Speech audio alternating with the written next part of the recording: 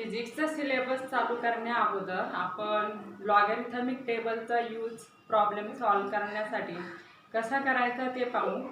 मग नुसतं फिजिक्समध्येच यूज होतो असं नाही, तर लॉगॅरिथमिक टेबलचा केमिस्ट्रीमधील एक्झाम्पल सॉल्व करण्यासाठी सुद्धा होतो. तर यासाठी तुम्हाला लॉग टेबल लागेल, ते कोणत्याही प्रकाशनचा असेल तरी चालेल.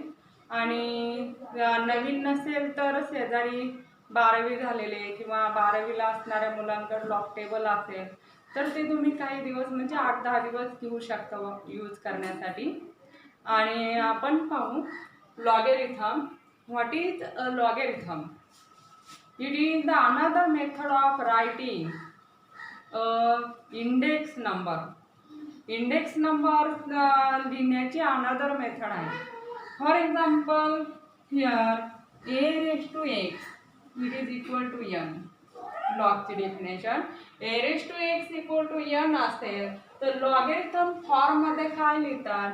It is write as log of n.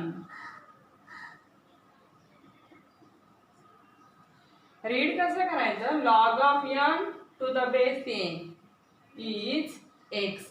म्हणजे हा जो इंडेक्स आहे x, मग आपल्याला काय आहे कसं लिहिता येईल? log of n to the base a is काय आहे? x आहे. फॉर एक्झाम्पल आपण जर कन्सिडर केलं here 10⁻² 100 it is equal to 100. मग लॉगॅरिथम फॉर्म मध्ये कसं लिहिता येईल? log of 100 to the base 10 equal to काय? 2 असं लिहिता येईल आपल्याला. आणखीन जर आपण कन्सिडर केलं यार 3³ 3चं क्यूब किती आहे? 27 आहे. मग काय लिहिता येईल आपल्याला? log of 27 to the base काय आहे? 3 इट इज इक्वल टू किती? इंडेक्स 3 असं लिहिता येईल. आणखीन एक्झाम्पल घेतलं 9चा स्क्वेअर किती आहे? 81. मग लॉगॅरिथमिक फॉर्म मध्ये काय लिहिता येईल आपल्याला? log of 81 to the base 9 it is equal to काय आहे? 2. हे लॉगॅरिथमिक फॉर्म मध्ये लिहिता येतात. म्हणजे if a⁻x equal to n असेल तर काय लिहिता येईल ते लॉगॅरिथमिक फॉर्म मध्ये? log of n to the base a is काय? x. ह्या फॉर्म मध्ये आपल्याला लिहिता येतं. आणि बेस जर समजा 10 असेल तर त्या लॉगॅरिथमला काय म्हणतात? ते कॉमन लॉगॅरिथम. म्हणजे बेस कधी e असतो, कधी 10 असतो, ते नंतर होणारच आहे. तर बेस e असेल तर नॅचरल लॉगॅरिथम म्हणतात, आणि बेस जर 10 असेल, आता इथं हे 10 आहे बेस, तर त्याला काय म्हणतात? Common logarithm. मग आपल्याला काय करायचं? कॉमन लॉगॅरिथमचं पाहिजे.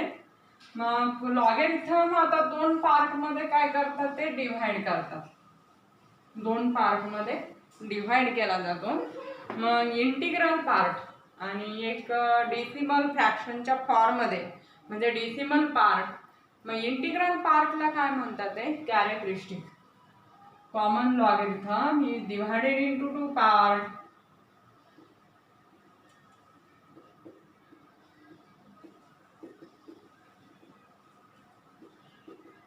It is divided into 2 parts.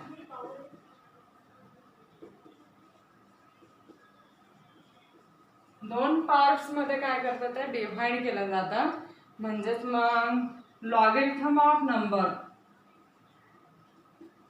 Logarithm of number it is equal to integral part. Integral part आणि plus decimal fraction part. Decimal fraction म्हणजे डेसिमल पार्ट म्हणते मी इथं.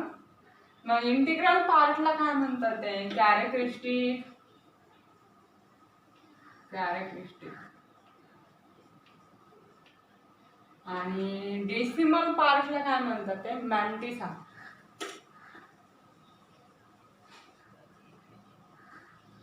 मॅन्टिसा. आता इथं आपण लॉग पाहिलेला आहे. log of n to the base a it is equal to x. मग इंडेक्स फॉर्म मध्ये लिहिलं तर काय? a⁻x इक्वल टू काय? n. मग n काय आहे याच्यामध्ये? नॉन झिरो पॉझिटिव्ह नंबर आहे. ऑलवेज काय आहे, नॉन झिरो पॉझिटिव्ह नंबर. आणि a is a positive number. A हा काय पॉझिटिव्ह नंबर आहे, म्हणजे बेस हा पॉझिटिव्ह आणि एन काय always non zero positive number. म्हणजे त्याची कंडिशन राहणार.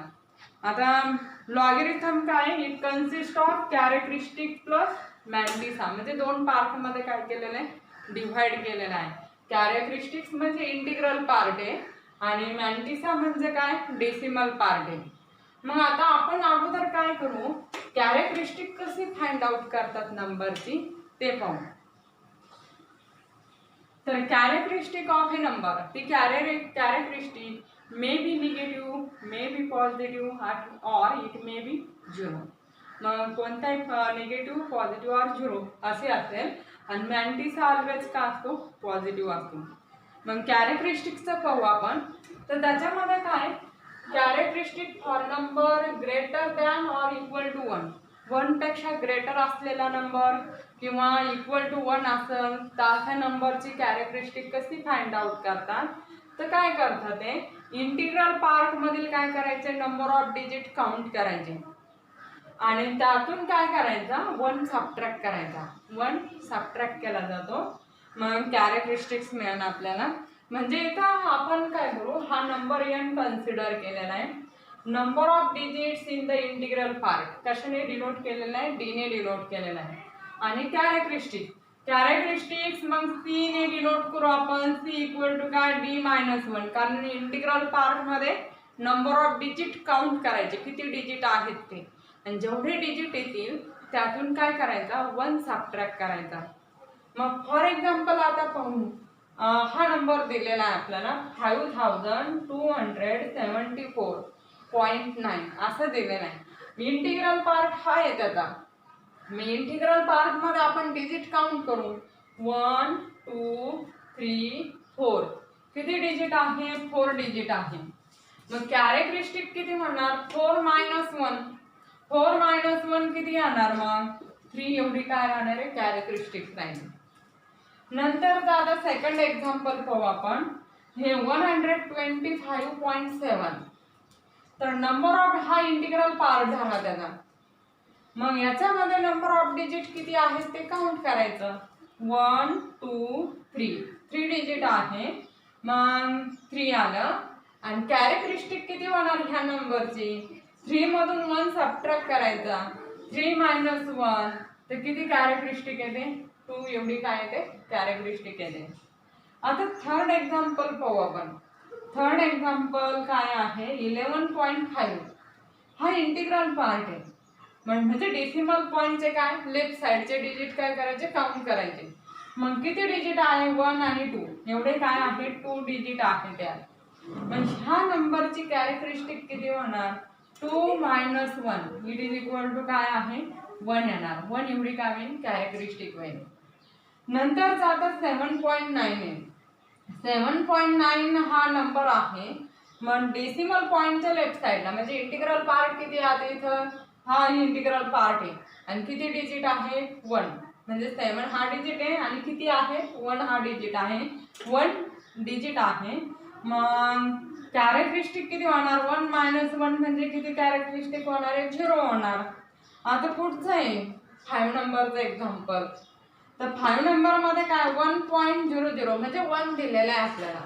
मग इंटिग्रल पार्ट म्हणजे काय 1 आहे, मग किती डिजिट आहेत, नंबर ऑफ डिजिट्स 1 आहे. आणि किती कॅरेक्टरिस्टिक किती येणार, 1 मायनस 1 किती येणार आहे 0. मग ही झाली characteristics of number greater than or equal to 1. काय करायचं, इंटिग्रल पार्ट मधील डिजिट काउंट करायचे आणि त्यातून 1 काय करायचा सबट्रॅक्ट करायचा, म्हणजे आपल्याला त्याची काय मिळते कॅरेक्टरिस्टिक मिळते. हे झाले equal to 1 or greater than नंबरची कॅरेक्टरिस्टिक. आता काही नंबर लेस दॅन 1 सुद्धा असतात, त्याची कॅरेक्टरिस्टिक कशी काढतात ते पाहू आपण. Characteristic for number less than 1. For number less than 1, less than 1. 1 पेक्षा लेस असलेल्या नंबरची कॅरेक्टरिस्टिक आपण पाहू. तर काय करू आता, number number of zeros immediately, number of zeros immediately,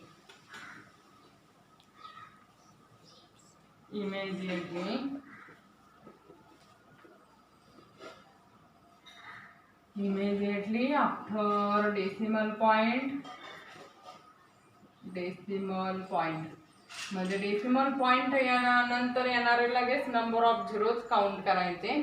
आणि कॅरेक्टरिस्टिक्स आता आपण हे काय करू, झेडने काय करू, डिनोट करू, झेडने डिनोट करू. आणि कॅरेक्टरिस्टिक्स म्हणजे काय करतात ते Z+1 आणि वरती बार देतात ते. यार पाहू आपण एक्झाम्पल.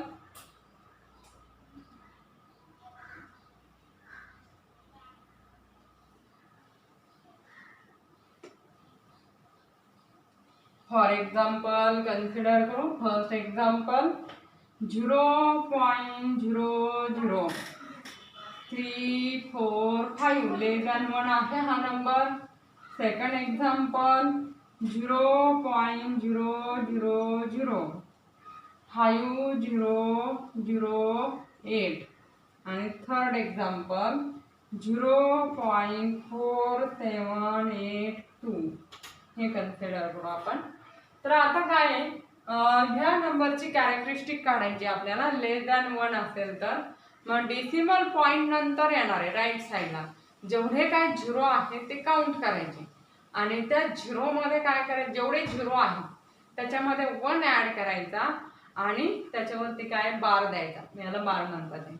मग number of zeros decimal point नंतरचे आपण झेडने डिनोट करू. मग किती झिरो आहे, आता हा एक्झाम्पल आहे 0.00345 असं एक्झाम्पल आहे. तर डेसिमल पॉइंट नंतर हा इथं पॉइंट आहे. मग काय येणार आहे, किती झिरो आहेत लगे 1 आणि 2 एवढे झिरो आहेत, 2 झिरो आहे. आणि मग आता काय करायचं, कॅरेक्टरिस्टिक काढायची आपल्याला. आणि 2 + 1 किती येणार आहे 3. मग 2 + 1 बार द्यायचं त्याच्यावरती, म्हणजे आडवी लाईन द्यायची, त्याला बार म्हणतात. मग किती कॅरेक्टरिस्टिक होईल, बार 3 एवढी काय होते कॅरेक्टरिस्टिक. बार म्हणजे मायनस आहे, मग मायनस साईन काय वरती लिहितात, बार 3 अशी कॅरेक्टरिस्टिक्स येणार. आता सेकंड एक्झाम्पल आहे 0.0005008 असा नंबर आहे. तर मग याची कॅरेक्टरिस्टिक्स कशी फाइंड आउट करतात ते, या डेसिमल पॉइंट नंतर येणारे झिरो मोजायचे 1 2 3. आता इथं 5 डिजिट आहे, पुढचे झिरो घ्यायचे का नाही घ्यायचे, फक्त काय नॉन झिरो डिजिटच्या अगोदरचे झिरो मोजायचे. मग किती आहे 1 2 3 एवढे झिरो आहे. मग नंबर ऑफ झिरो किती आहे डेसिमल पॉइंट नंतर 3. आणि मग कॅरेक्टरिस्टिक किती येणार 3 बार 3 + 1 ॲड करावं लागेल याच्या, म्हणजे किती येणार आहे बार 4 एवढी काय कॅरेक्टरिस्टिक येते. आता पुढचा डिजिट आहे, पुढचा नंबर आहे 0.4782 असा आहे. तर इथं पॉइंट नंतर काय लगेच 4 आले नाही. मग इथे झिरो आहे का नाही, नंबर ऑफ झिरो किती आहे झिरो आहे, काहीच झिरो नाही आहे. मग याच्यामध्ये 1 ॲड करायचं आता, म्हणजे कॅरेक्टरिस्टिक किती येणार आहे 0 बार 0 + 1 म्हणजे किती कॅरेक्टरिस्टिक येते बार 1 कॅरेक्टरिस्टिक येते. हे काय झाले हिअर लेस दॅन 1 असलेले नंबरची काय कॅरेक्टरिस्टिक कशी काढतात ते पाहिलं आपण. आणि 1 पेक्षा ग्रेटर किंवा इक्वल टू 1 असेल तर त्या नंबरची कॅरेक्टरिस्टिक्स कशी काढतात ते आपण काय केलेलं पाहिलेलं आहे. मग हे कॅरेक्टरिस्टिक्सचं झालं. आणि आता आपल्याला उद्याचं काय करायचं आहे, मॅन्टिसा पार्ट कसा पाहायचा. मग त्यासाठी आता लॉगॅरिथम म्हणजे लॉग टेबल लागणार आहे. तर तुम्ही लॉग टेबल पहा घरी असेल, तुमच्या बहीण भावाचं मोठे किंवा मग शेजारी वगैरे असेल तर त्यांच्याकडेही तुम्ही पाहू शकता. नवीन नसेल तर पाहता येईल. आपण कॅरेक्टरिस्टिक आणि मॅन्टिसा म्हणजे नंबरचा लॉगॅरिथम लॉग कसा पाहतात ते पाहू.